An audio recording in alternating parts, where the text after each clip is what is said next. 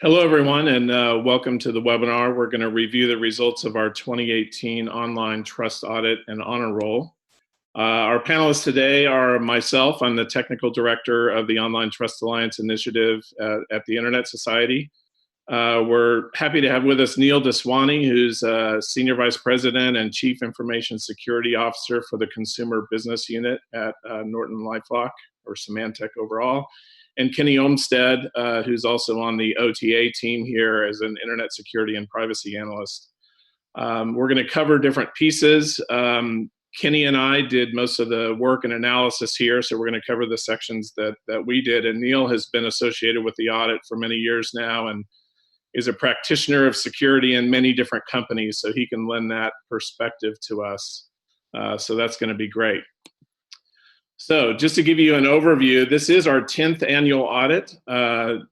So started many years ago, and it's transformed over time. The high-level objectives we have for this audit are to drive awareness of different best practices and principles that enterprises that attach to the internet should be implementing and deploying, and also to move companies and organizations from a mindset of compliance, what's the minimum I have to do, to stewardship, what's the right thing to do. And that's very important. And we set up our criteria that way. It often goes beyond the kind of legal compliance that you see out there. We want all these organizations to continually monitor and improve their practices across the board. This is a pretty comprehensive audit, you'll see. And then with our honor roll, we recognize leadership and excellence. So we do that every year as well. Just to give you a sense of what we do in this audit, and it really hasn't changed for the last several years now, we assess different industry sectors, and we choose those sectors, and then we define the members of those sectors by some lists that we can find out there, whether it's ranked by revenue or ranked by traffic, ranked by assets in the case of banks. So we go to sources, in some cases, like the consumer services sector, we kind of build our own. It's made up of subsectors of things like travel, dating, social networks, job sites, free tax filing sites, video streaming. There's a whole bunch of subsectors within that. And you can see the major sectors that we cover there. So it's more than 1,100 organizations. Healthcare is new this year. So we usually add a new sector every year or two as we look around and see what deserves to be kind of a closer look. The way the scoring works is each of those three areas that you see on the right, consumer protection, security, and privacy, have 100 baseline points associated with them. And we'll go into the scoring criteria of what makes up those baseline points in each category. And there are bonuses and penalties that you can earn in each of those as well. And then we roll it all up. And to make the honor roll, you have to score 80% or higher. So it's kind of like an AB honor roll in the US, and have no failures. And our failure bar is at 60%. So if you do great in consumer protection and security, but your privacy score is 55, you will fail that category and therefore fail the audit. So you're only as strong as your weakest link. So that's kind of how we view it. So that gives you a sense of kind of the methodology we have in terms of overall scoring. So the achievement this year, and we can go back further, but we usually just show the last 4 years. So this is how many organizations overall that we assessed made the honor roll. So in 2015, it was 44%, grew into the low 50s, which was a record at that point, and it jumped significantly in the sense of what we normally see to 70% this year. That's fantastic. Every year we change the methodology to kind of reflect best practices that are going on and new attacks that happen out there in the world. So the bar is raised every year in one way or another, usually across all the categories. So to see such a jump in honor roll achievement, even as the bar is raising, is a great achievement. We would love it if everyone made the honor roll. That means they're all doing things really well. In this case, it was primarily due to improvement in email authentication, and we'll look at that more closely in a minute. But before we go on, I wanted to, Neil has been associated across several companies with this audit for many years now. And Neil, I just wanted to get a sense from you, what have you found valuable in kind of how we look at things and assess organizations with this audit? Thanks for the question, Jeff. There are a lot of things that I think are valuable about this kind of an audit. I think the most significant is that it provides a very concrete scorecard that organizations can use to measure themselves against. As you mentioned, I've had the privilege to work together with the Online Trust Alliance back since 2010 when I was at Daswani, a company that I co-founded post being at Google, and have followed the Online Trust Alliance through my time at Twitter, LifeLock, and now Symantec.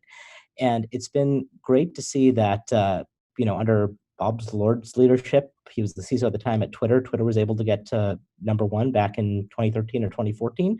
And I was glad that LifeLock achieved #1 in the consumer sector back in 2017. I think that if we look at the kinds of countermeasures that the Online Trust Alliance looks at, it's a set of countermeasures that are above the minimum bar sorts of things that you need to do when you get assessed as a PCI compliant vendor, or if you look at ISO 27000, there's a lot of minimum bar sorts of things.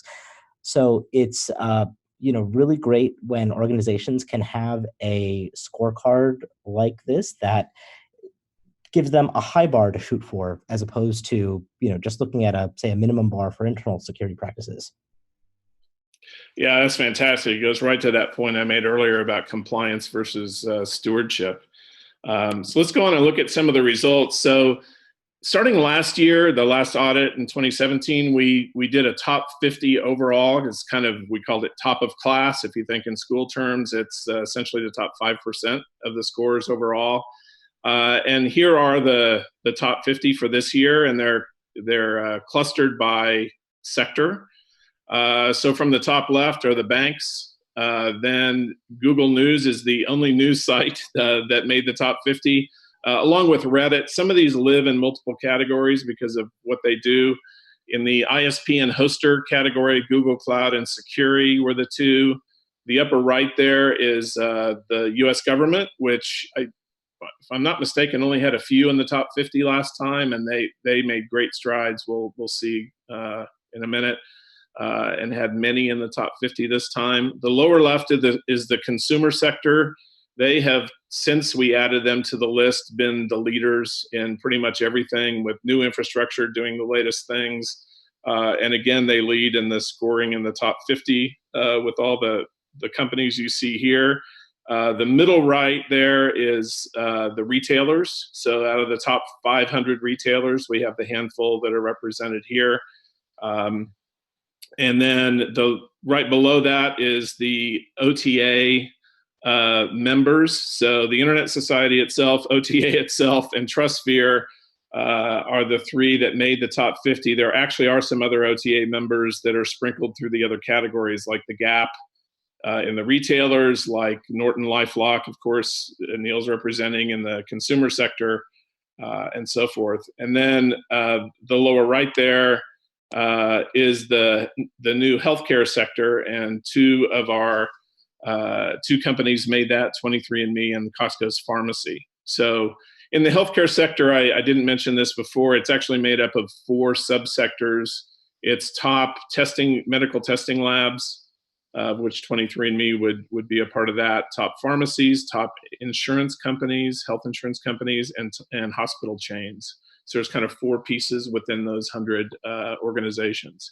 This is our top 50, and we're glad to see this, and we hope that everyone aspires to do this. And actually, to get in the top 50 this year, you had to score more than 100%. So we'll see how that works later, because you can earn extra credit points for various things.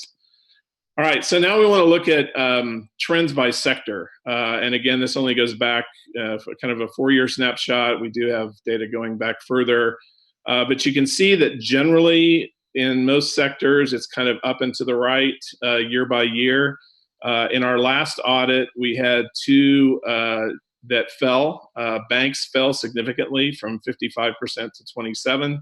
and the federal government fell a bit from 46 to 39.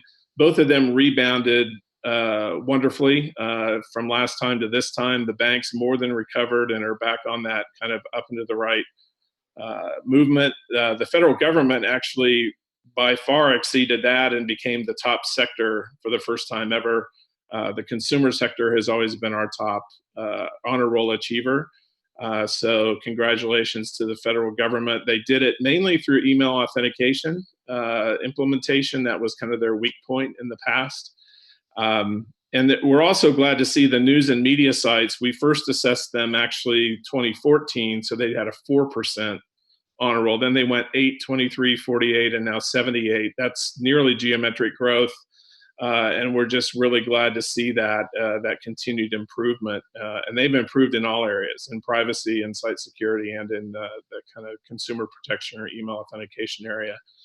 ISPs and hosts was new last year, so we've got a couple years worth of data there, and then healthcare was new this year. Healthcare at 57% would have been a great score in the last audit or prior audits, but this year it's actually the lowest as a sector. So that just shows the kind of overall improvement by all the others. One of the other things we look at is the kind of range and median, because you get high scores in a sector and you also get very low scores. So this kind of represents the yellow bar is the range and the blue bar is the median score. For many years, we had that blue median hovering right at that 80 mark. And this is kind of the overall score on a normalized scale from 0 to 100. So if you were right at 80, that meant that the median scores were hovering right either above or below the honor roll line, and so it was easy to move up or down off of that. This year, because of the higher scores, we're seeing people's median well above that, which is great to see. And you can see that in many of the sectors, in fact, I think all sectors there was at least one organization that earned something over 100%. And that's due to bonus points. And we'll look at where those come from as we look into each of those 3 different categories that we cover. It's also useful to look at the flip side of this. So we looked at the good, the honor roll, the top scores. It's also good to look at why did they fail or where are they doing poorly. And as I mentioned before, if you're under a 60 out of 100 in any one of these 3 broad categories, you fail and therefore fail the honor roll. So you can see that by sector how the different companies are doing. So in consumer protection, and the kind of tan colored bar on the right-hand side of each of these clusters is the overall average. So 13% of sites failed due to consumer protection, mainly email authentication. You can see it varies quite a bit from almost none in the top retailers to 35% of healthcare sites. So that's their Achilles heel, is email authentication, something to work on. In site security, you can see that the overall average is only 3%, which is great. And actually the top retailers are the weakest. But all those scores are pretty strong. And we had no failures actually in the federal sites and the news sites for the first time in site security. And then you can see on the right there in privacy, overall 15% failed due to privacy, led by the retailers, and then followed by the ISP and host category. And then you can see the others, again, a pretty wide range there. I should note that we separate the internet retailer 100 and 500. It's really, the 100 is a subset of the 500 list. That is data that comes from Internet Retailer Magazine. Every year they assess top online retailers in North America by revenue.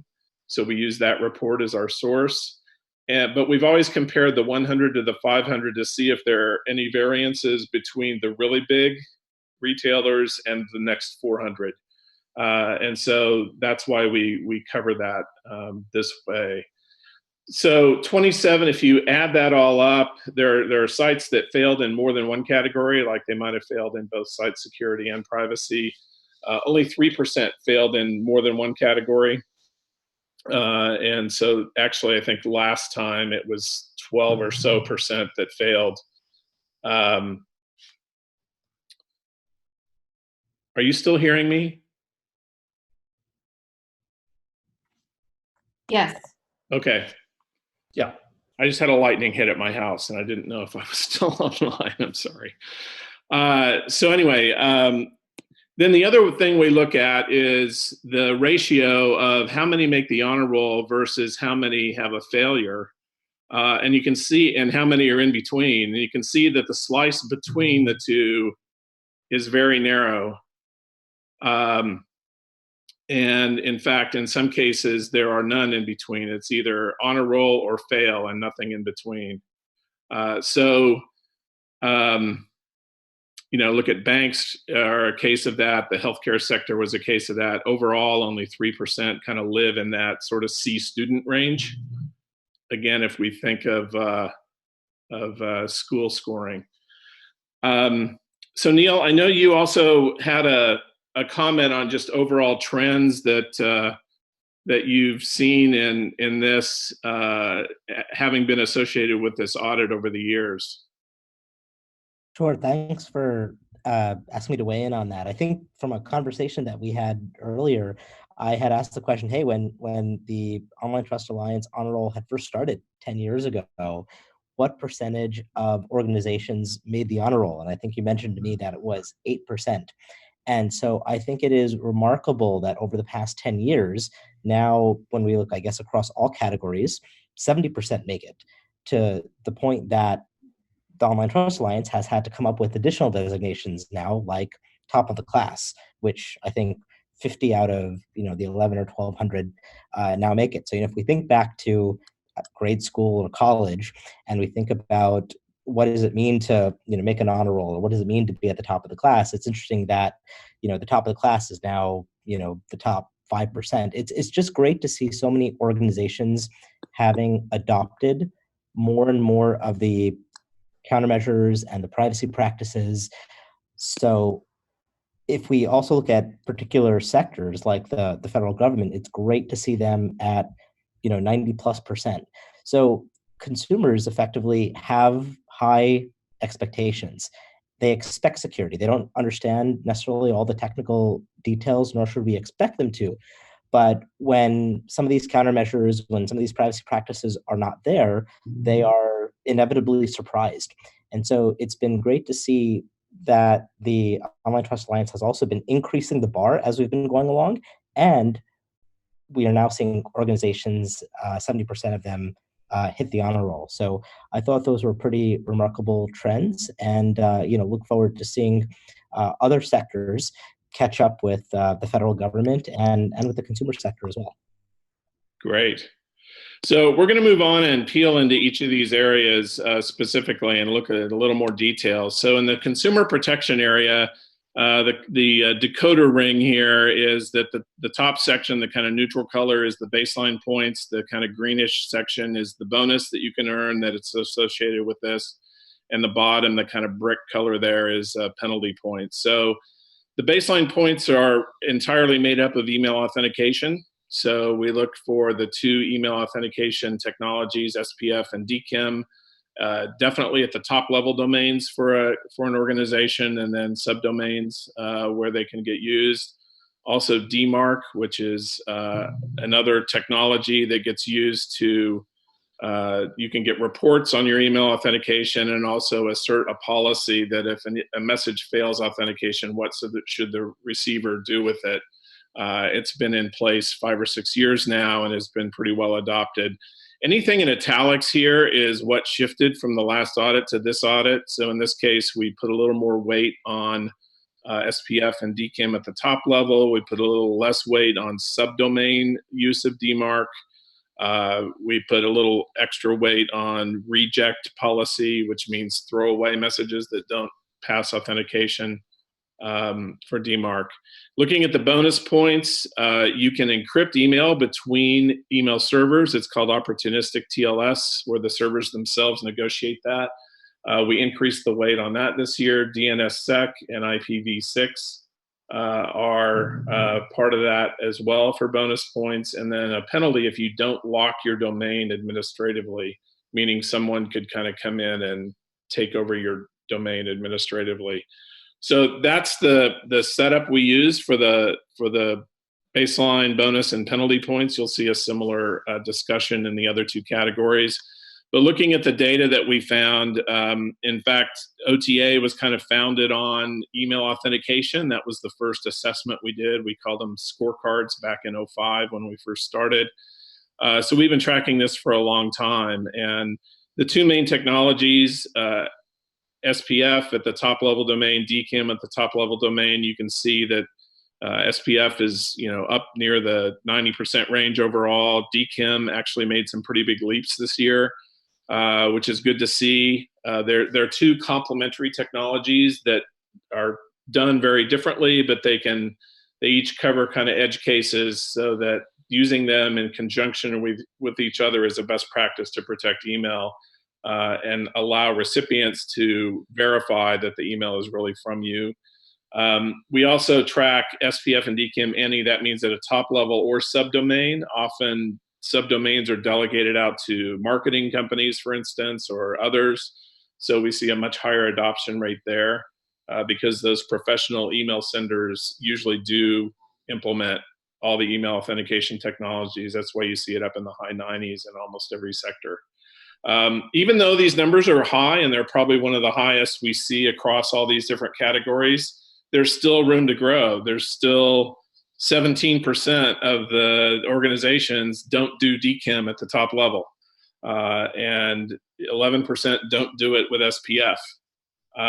So it's important. One of the things we instituted a couple of years ago was looking at actually the validity of some of these. So you can post a record that looks like you're good, but when you analyze it, it actually is ineffective. It's invalid for some reason, a syntax error, points to the wrong place, that kind of thing. So now we invalidate those depending on the error. Sometimes it reduces your points. Yeah, Neil? Oh, I didn't have anything to add. I think there was something going on with the muting. Oh, okay. So sometimes we invalidate those completely, sometimes we don't, but we just deduct from the score. But we're as every year goes on, we kind of peel deeper into not only are you doing it, but are you doing it well? And that's the case across most of these criteria that we use. Looking very quickly, this table with a lot of data in it, just want to point out the trend over time by sector. We saw some pretty big jumps from the last audit to this audit. In the federal government especially, more than doubled from 46%. This is whether you're using SPF and DKIM at your top level domain. So jumped from 46 to 94, which is great. And the banks actually made a big surge too, jumping from 60 to 87. And that was mainly due to adding DKIM. Most of them had SPF already, but now they've added DKIM. Looking at the DMARC, which kind of sits on top of SPF and DKIM and allows you to utilize them fully in the ways I described before. About 50% overall have a DMARC record. You can see here in the rightmost part of the left chart, but it does vary a lot, from pretty low for the 500 retailers to extremely high for the federal government at 93%. And then the DMARC RQ means you've set a policy statement. I want you to either reject messages that aren't authenticated or quarantine them, kind of junk folder type thing. And you can see that the federal government is by far the leader in both of these, followed by the consumer sector, which had previously been the leader. A lot of this is due to a directive that came out in late 2017 for federal government agencies to implement email authentication and encryption on their websites. And they followed it very closely, as you can tell. So the numbers are very, very high. Again, a lot of data here, but just pointing out some highlights. Between 2017 and 2018, saw a huge, huge jump in the federal government, from 20% had a record last time to 93% now. That's a great jump. And then the banks had a great jump as well, from 39 to 70. Other sectors, they all grew, maybe not quite as dramatically. And then in the enforcement, as it's called, using the policy of reject or quarantine, we also saw some jumps in both the federal government and the consumer 100. And these are significant jumps from year to year, especially in the enforcement as well as for the government. So, Neil, I know that one of the things that we had talked about is, trends that people should be doing and what might surprise you. And I know you had some comments related to email authentication and what people should be doing there. Sure. Yes, Jeff. In fact, one of the things that I did find surprising is that while there looks like there's been more and more organization signing their outgoing emails using the DKIM, the Domain Keys Identified Mail Standard that you talked about, and some of these rates are getting to the, say, 70s or 80s, I'm surprised that they're not at, say, 95% or more. If we look at what's been going on with how emails are just routed on the internet, and you look at the use of encryption between points, that's increased into the 90s. And I think that while having user-to-user digitally signed emails has been elusive to the industry for a long time, the fact that the DKIM standard exists and that you can have your organization sign outgoing mails, it'd be great to see that at 95% or above. What we've been seeing is that phishing is still a major threat, where attackers are impersonating emails. In any attack or in any sort of war, going after communication is one of the first things that attackers do.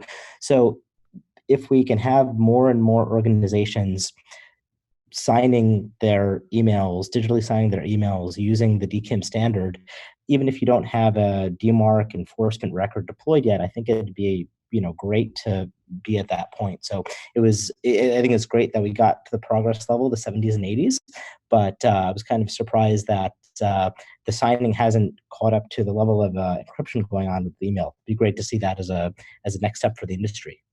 Yeah, it's a great point, and we continually hear that attacks are 90% or so initiated via email. So this is the area to protect first, and goes along with what you were saying. And even though we did see a big leap, especially in DKIM, there definitely is room to grow there. So let's move on to site security. Similar kind of structure here. The baseline points are mainly revolve around your SSL and TLS implementation. So have you done it well? There are ways you can configure combinations of protocols and ciphers and things that expose you to known vulnerabilities. So there are a couple free tools we use to assess that. Then we have kind of a weighted blend that makes up some of the rest of the score that covers application and network security, IP reputation, and whether your software apps are patched. And we put increased weight on those this year. Encrypting the entire web session from the beginning is something that used to be a bonus. We rolled it into baseline this year. And so that kind of affected the score. Fortunately, it was a very high adoption rate, so it was a positive effect. The bonus points are using extended validation certificates, which give you some kind of indicator in the browser bar. Used to be a bright green bar. Now the browsers are doing it differently, but it does give you an indicator whether you use a web application firewall, whether you have a way to report vulnerabilities on your site, and whether you're implementing certificate authority authorization. We'll talk about that in a moment. And then penalties if we find vulnerabilities or malware on the site. And we have different tools we use to scan that. So looking at the scores, the baseline scores are all hovering around 90, average 89. The adoption of always-on SSL, another term used for that, encrypting the web sessions entirely, that jumped significantly from the low 50s to the low 90s just in one audit cycle. And so we're very glad to see that. That's something we've been advocating for a long time. So great to see that. And that's part of the reason we made it part of baseline scoring is because it has become a well-adopted best practice. Use of the extended validation certificates is still very sector dependent. Average is 25%. The banks are the ones who use it the most. They were the first ones to adopt it widely back when it was introduced, so that you knew you were on the bank site and not some other phishing site. but you can see that, a lot of the sectors are in that 25% average range. Some are lower, and then the banks are kind of a spike there. CAA is a way that companies can broadcast to the issuers of these certificates who they get their certificates from. And so they can put on their site, I get it from these specific certificate authorities. And that way, if there's a certificate authority who is asked to do a certificate who's not on that list, they wouldn't issue it. And it's a way to prevent fraudulent activity in terms of issuing certificates. It was mandated for all the certificate authorities by the CA Browser Forum to go into effect last fall, in the fall of 2018.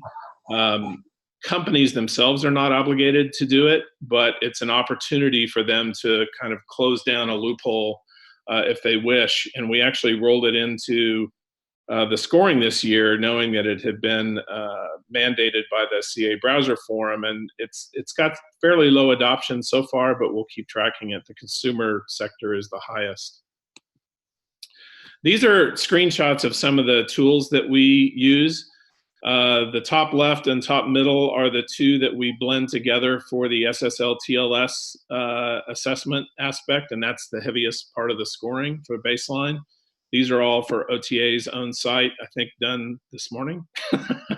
So we have an A for both of those, but if you scroll down in these reports, they give you a lot more detail. They give you, you can click through on things of how to address if something is causing you a low letter grade, how can you remedy that? So they're great tools, and they keep pace with all the stuff that's going on in the world. The two on the right, the upper and lower, are web security focused. So these are headers in your web security HTTP interaction. ImmunoWeb has one, just like they have one for the SSL test, and we scored a B+. And then this year we also used Mozilla's Observatory when we got a D-, and that sounds really low, but most people get an F. It's a very harsh scoring system. But they are very transparent about why they score and what they score. Most of it's based on W3C standards. And so sort of setting aside the shock of seeing low letter grades, it is still a way that you can look at how to improve your configurations and we did see a gap between ImmunoWeb and the Mozilla Observatory that was a couple letter grades usually. But if you walk through and improve those, you can get those up to A's and B's instead of B's and D's as we have here. A couple other tools that we used this year were Securi. They have a service called SiteCheck that looks at a variety of things. And then Internet.nl actually looks at a wide variety of things as well. And so the combination of all these tools can give you a lot of insight into how to keep your site current against threats and against the latest internet technologies. One of the comments we often say is that in this business, if you're standing still, you're falling behind because the bad guys are continuing to improve their attack methods. And so these tools all keep track with that at a fairly fast pace, so that using these regularly can keep you on top of things. The other area that we started talking about a few audits ago is vulnerability reporting, and it's still very low in its adoption. It almost doubled this year, but it's still only at just 10, 11%. The consumer sector has adopted it the most broadly, then you can see the others. We implemented at OTA a vulnerability reporting form, a very simple one, a few years ago. There are third-party programs available. BugCrowd and HackerOne are the two most prevalent that we see. But Neil, I know, when I talk to you about what are easy things people should be doing that they aren't, this was one of the things you answered immediately. So why don't you talk about that? Sure, let me comment on that. So I think that setting up a page like this where security researchers and others can report vulnerabilities is just a very smart, awesome thing to do. If you think about it, and somebody identifies a vulnerability on your site, it's much better for them to have a place to report it than not. simply because, if they're not going to report it and they're going to use the vulnerability, or if they're going to go straight to the press with it, it's just much better for them to have a dedicated place that they could go to. I think that given that there's also, as you mentioned, companies that can help run these kinds of programs, so much the better. Great sets of programs to adopt, in addition to BugCrowd and HackerOne. Synac is also another one. There's a number of others as well. I think that it's important to keep in mind that uh,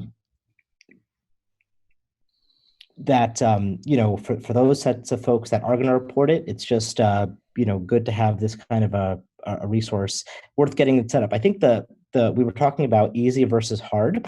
I think the hard part of this is just making sure that an organization is set up to respond in a timely fashion to any reports that come in. So when we're talking about easy, everything isn't completely easy, but given that these kinds of reports could come in any time, it's just well worth it to spend the work to also get your organization set up to be able to respond to vulnerabilities in a timely fashion. So thanks for asking for the weigh-in on that. Yeah, absolutely. And that last thing you said is a great point. It might be easy to gather the data, but if you don't have a process internally to process it and actually respond to it, then you're still failing. So it's important to look at it all the way through. And this is an area that we're going to continue to focus on. And you hear stories about it. Researchers find problems. They want to responsibly report that to the company. If they don't, then often they're forced to go public with it, and that usually does not work out well for anyone. So setting this up is an important thing to do. So let's move on to privacy. Looking at the scoring here, similar setup. The baseline points of 100 are broken into two pieces. 55 of the points are for the privacy policy, or the privacy statement, as we called it in the report. 45 points are for third-party trackers on your site. So in the case of the privacy statement, you start at 0 and you earn points by doing the things listed here, that you have good language about not sharing data, about how you're going to retain data, how you're going to share with third parties. You layer your notices, that makes them easier to read. It's easy to find from your homepage. You put a date stamp there so people know how current it is.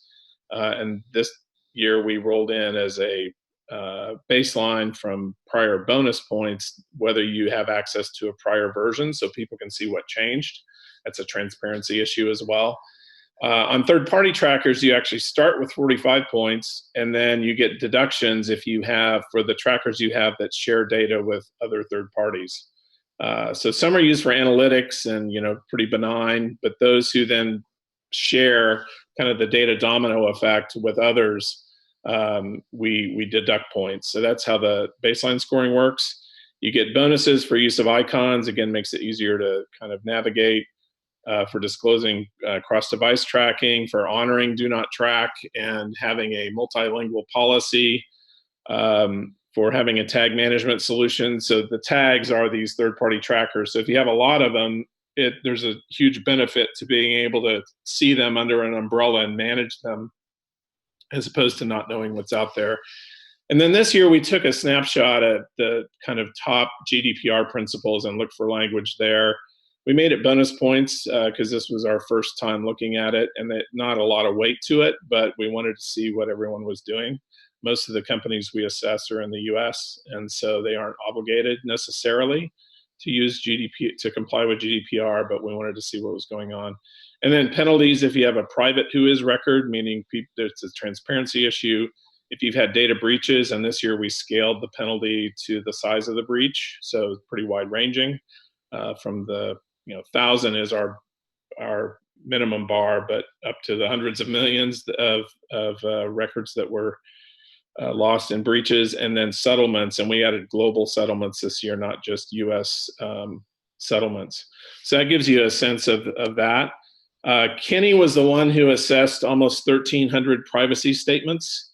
So I'll let him talk about kind of what he found here in a minute. I'm just going to cover the top scores real quick here, and then we'll peel into that a bit and let Kenny tell us what he found. So the overall score out of 100 actually dipped a bit from prior years. It was a little higher in the 70s. Now it's right at 70.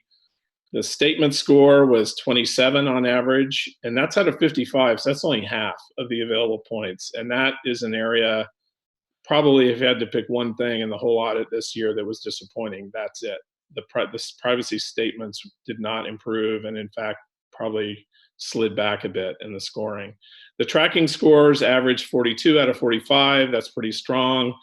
The news and media segment is the one that uses the most trackers, so they were the lowest, but nobody was out of bounds there.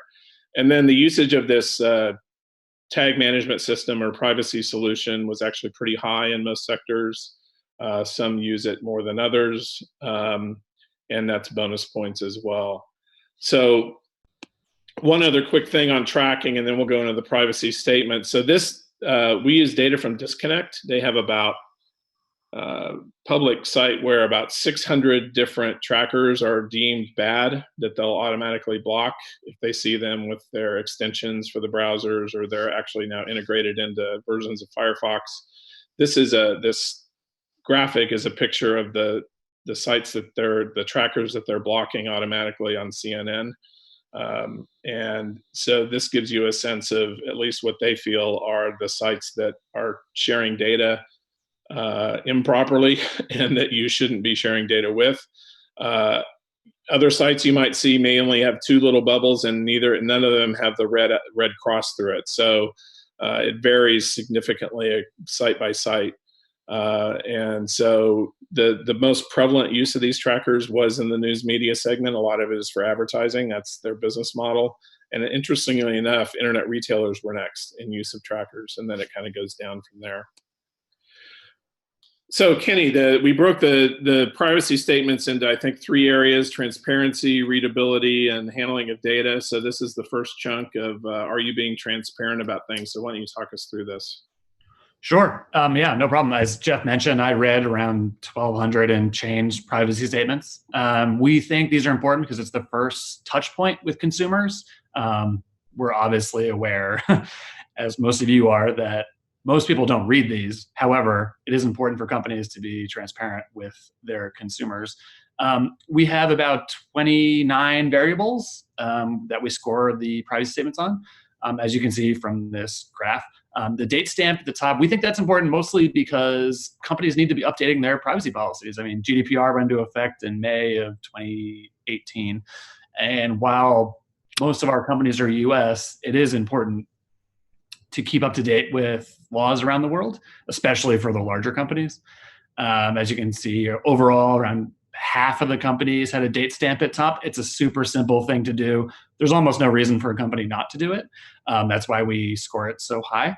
The archive we think is important because consumers should be able to tell, or should be able to know rather, when things change. And the archive is very low. I mean, 3% overall. The best was the Feds, but even that's very low.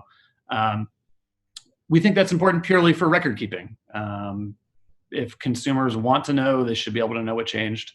And that's really it. It's also not a hard thing to do. I mean, if you update your privacy policy, you have a previous version somewhere. So just post it. The DNT, so DNT stands for Do Not Track. Do Not Track is a standard developed mostly in the US that is, frankly, passé at this point, but it's required by California law to say whether or not you both acknowledge Do Not Track and honor it. We scored both, obviously, as you can see from this graph. Most of this, about a little less than half sites, say something about DNT. Very few honor it. That is basically because the standard is essentially dead. That's, yeah. And Jeff, you want to go to the next slide there? Yeah, just an extra point on DNT that Apple actually dropped it out of Safari. It's a setting in the browser for the user to say, do not track me, and the website is supposed to then theoretically honor it. You can see that no one ever really has. The W3C, where the standard came from, has kind of stopped the project. And so we expect with the new California law not requiring DNT, that's the reason we had it in there, really. And the expectation it might grow. The fact that it hasn't grown and is going to go away in California will likely drop it for the next audit. Yeah, exactly. So under readability. Yep. Layered notice is a very important variable for us. Basically, that is essentially, do you have a table of contents and or some way for the user to see the way the privacy statement is going to be structured? For most of these sites, the privacy statement is very long. So we advocate having at the top either a table of contents with links and or a summary that would both get you a score for the layered notice. The reason for that is basically most people aren't going to read 10 pages of a privacy statement. I mean, I get paid to do that, but most humans are never going to do it. And so having a statement at the top saying either a summary or a table of contents really helps users say, okay, what do I really need to know about the rest of this? Icons, we think icons are important for two reasons. One, for readability, because it helps users who may not necessarily have the reading skills that require the icons help. I mean, we see there are companies that use icons. They'll use a megaphone for sharing. They'll use, another good example. Yeah, that's a good example. Those are useful purely to help users who are not up on the text. And that there are companies that do it. Most of them don't, as you can see from the graph. However, it's a super easy thing to include. Multilingual is a tricky one. We scored every website if they had a link to privacy statements that were not in English. However, we do have to acknowledge that websites can sort of filter that using IP addresses. So hypothetically, when I was looking at the privacy statement from the US, websites could include non-English, knowing that I'm coming from the US. So that's a sort of a fuzzy one. But we also think that multilingual is important, especially given the growth of Spanish speakers in the United States. Given that companies are in the US, having a multilingual policy is very important. So on to data handling. Yes, my favorite part. So we have several variables that deal with data handling. As you can see, the data not shared means that there is a statement in the privacy statement that says, we do not share with third parties. From that graph, you can see it's all over the map. Around 70% of the total sample say they don't share.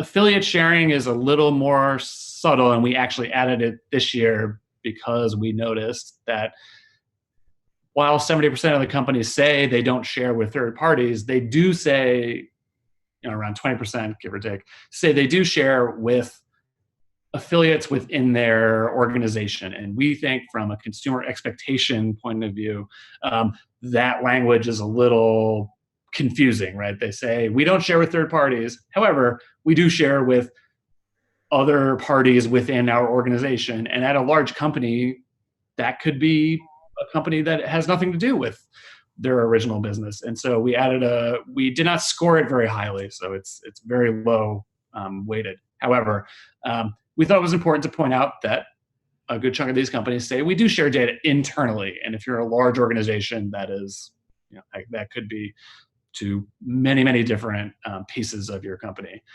Data retention has a very specific threshold. They had to have a date stamp on that. That's why those numbers are so low.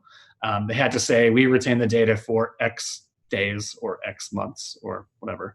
The vast majority of companies don't say that. The usual statement is, we will retain the data for certain business practices, period.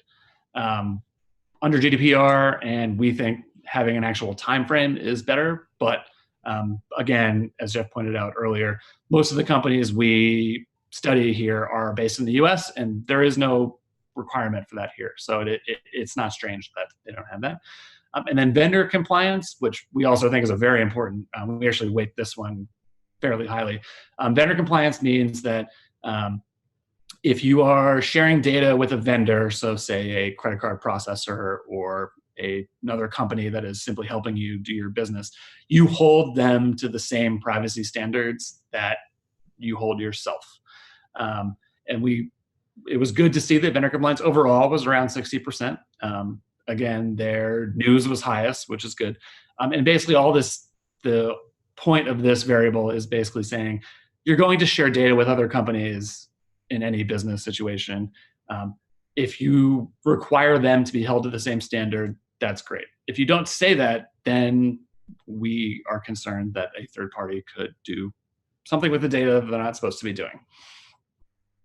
Yeah, so overall, I mean, we're looking for very clear statements about what data are you collecting, what are you doing with it, who are you sharing it with? And so these are kind of specific aspects of trying to get at those answers. I think vendor compliance grew, I want to say 15 or 20% from year to year. So it was in the like 40 range or something last year, and now it's almost 60. So that was a good improvement. Data retention, as Kenny mentioned, used to be, I think we had it in the 40-50% range, but because we kind of ratcheted down on the definition of that to not be vague, we saw a big drop. But we expect that that's going to be reflected in some of the new privacy laws coming out. And so it was kind of in anticipation of that. So the other thing we looked at was 6 key GDPR principles and kind of summarized the data here. So Kenny, you want to walk us through that? Sure. Yeah, so easy to read is a GDPR requirement. It's basically set to, you should be able to read a privacy statement if you have a sort of roughly 6th grade-ish level of education. And we said 32% had that. That's a little bit of that's low. Part of the problem with privacy statements is that they're written by lawyers, right? These are legal documents. And so it's not surprising that it's that low. So the second one, articulate data collected in reason, which 95% is very high. All that says is we're collecting this data and we're going to tell you why we are doing it. It's either to serve advertising or whatever. There are a lot of reasons businesses do it. That's great that a lot of companies say, yes, we're collecting this and we're going to tell you why.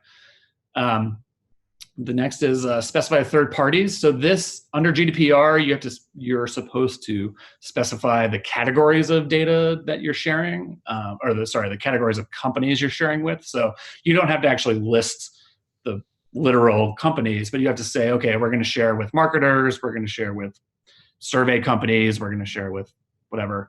That was very low, and that was, I would say, disappointing. I mean, that's a pretty easy criteria to fulfill. The next, the DPO, so the data protection officer, is also required by GDPR. This is very high, and that's great. The requirement here was any contact information. So we would give a company a yes if they had an email or a phone number or an address or whatever to contact them about your data. That's high. It should be higher. I think that is a pretty simple requirement to fulfill, especially given that CCPA is going to go into effect on January 1st. It also requires this. So we hope to see that go up. Handling sensitive data is sort of a weird one. So in GDPR, there is Article 9 lists a set of data that the GDPR considers sensitive. It's race, religion, there's about 10 others. Under Article 9, they have to tell you if they collect that data and what they do with it. We scored mostly US companies. Very few said this. That's not a surprise given that GDPR, A, doesn't apply to the US, and B, Article 9 is very specific about the kinds of data. So in a weird way, if you're a company that doesn't collect sensitive data under GDPR, you don't have to say anything. You can just ignore it. So that's why that is so low. And then the final one, under GDPR, users have to be able to, A, contact the company through the DPO, like we said before, and B, they have to be able to update and or delete their data. We found about 50% rather, did this. Again, under US law, there is no requirement from that. However, under the CCPA in California and a few other state level laws, this user data request is going to be in certain states, active in the US. So the fact that only half did this isn't really a surprise because they don't have to at the moment, but their companies are going to have to going forward. Hey, Neil, this kind of wraps up the privacy section. I know when we were talking about trends and such, you did have some comments on what companies should be doing related to privacy. Sure. Actually, I think that looking at our industry, we do need to see more of a focus on privacy. I think that with regulation like the California Consumer Privacy Act, the CCPA, as Kenny mentioned, to an effect, U.S. versions of GDPR coming down the pipe, it is kind of surprising to see some of the scores here actually dropped from 2017 to 2018, assuming that those are statistically significant. Basically, I do think we need to have easier to read privacy policies. At the same time, many consumers are not experts. They may not read these things fully. And so I think we've got to come back to that point around making sure that we're satisfying consumer expectations and not surprising them, even if the policy is easy to read. I think that over time, consumers are going to demand more privacy. And to that end, we're experimenting in that area. In Norton Labs, we just released a Norton Privacy Manager app recently. And I look forward to seeing our industry continuing to focus more on privacy to work towards satisfying consumer expectations. Yeah, there certainly is a lot of attention on that this year for good and bad reasons, I suppose.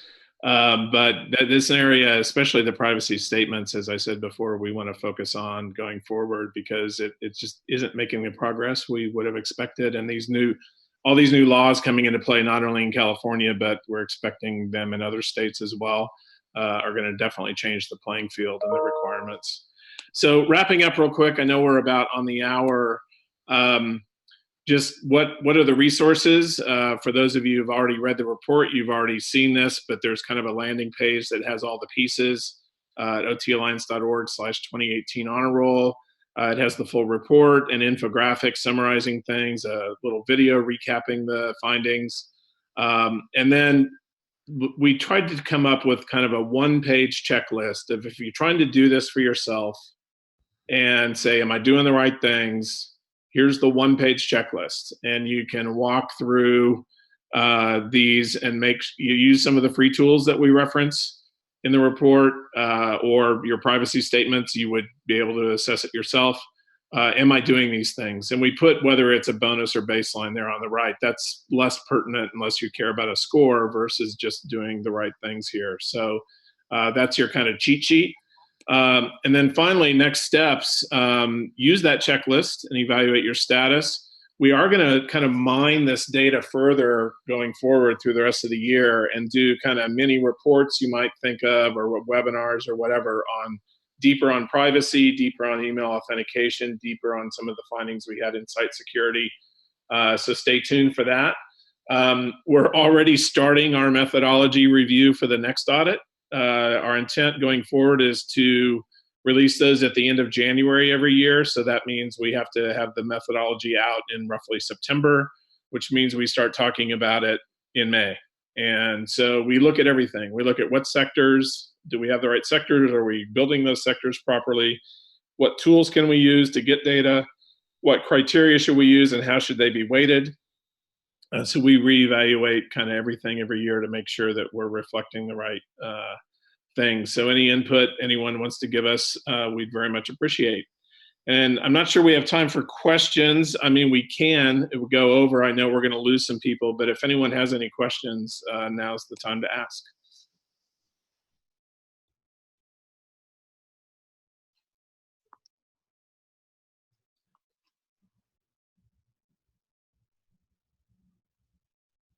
And if we have none, I don't see any in the chat or anywhere else. Appreciate everyone's attention and attendance today. We are recording this so that we can see it later, or you could share it with colleagues that maybe weren't able to make the webinar today. But we thank you for attention to this and for caring about online trust. Thanks.